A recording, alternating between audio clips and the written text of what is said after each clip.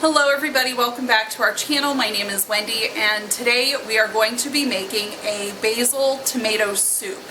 This will be pressure canned and it's a really good way to use up some of your extra tomatoes and basil that are growing in the garden, and the flavors of this are so much better than the store-bought kind. But side note, do not can anything that has milk product in it. It is not safe. So what we're going to do is we're going to make this, but then whenever you go to serve it, you can add your milk, heavy cream, whatever you use at that time to thicken it up a little bit. So we're going to do this in the roaster today because it's too hot and I don't want to heat up my kitchen. So we're going to do it roaster style. So let's go. Start with 20 pounds of tomatoes and I am cooking them down in my roaster to get the skins off. So as soon as the skins start to soften and peel back, we're going to put those through the ricer and get a good sauce out of that.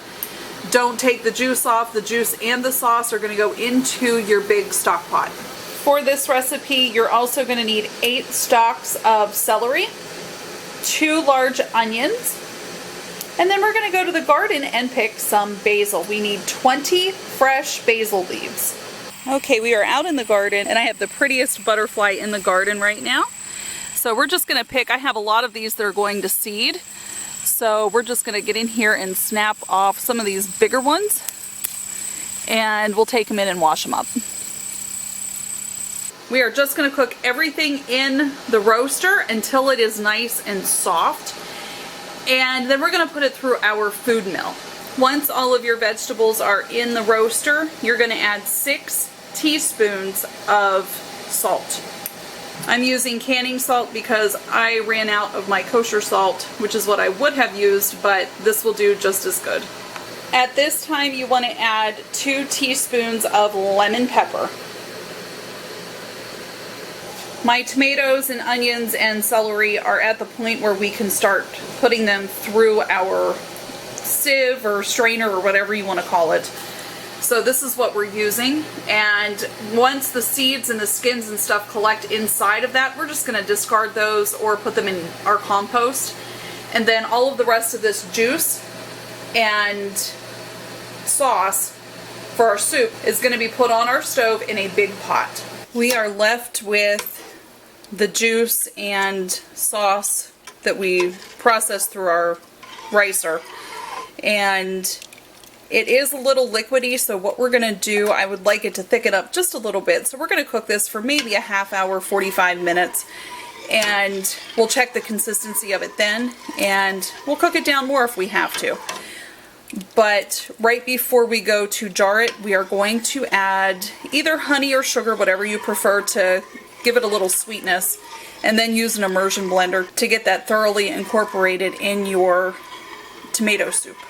At this time, you can see our tomato soup has reduced by a good bit, and we only have 1 step left, and we are going to add 3/4 of a cup of honey.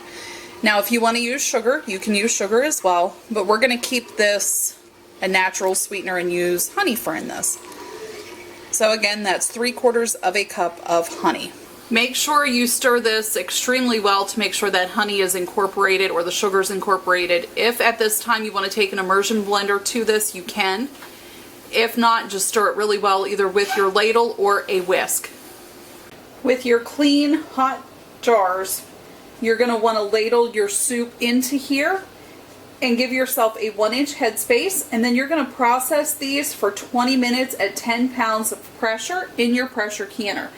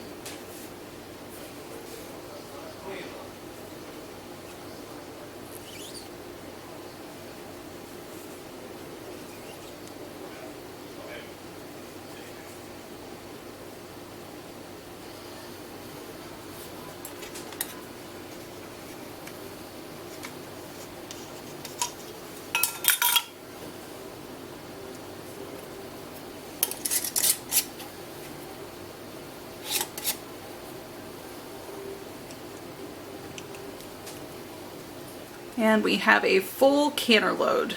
So we're gonna put the lid on this and then vent our steam for 10 minutes before we start our timer. Once it's time to put your weight on, which we don't even have steam coming out yet, but once it's time to put your weight on, make sure you adjust for your altitude and the poundage that you're using. So this recipe calls for 10 pounds of pressure for 20 minutes.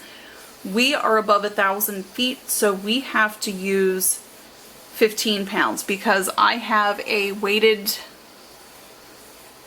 gauge here. This is my weights. So that's what we're using. So ours is going to be at 15 pounds because we are over 1,000 feet. And for 20 minutes. And as you can see, the tomato soup turned out absolutely beautiful. And we have several jars that are now shelf stable. So thank you so much for watching us today. Please try this recipe because it is better than any store-bought tomato soup that you will find. So thank you so much and have a great day.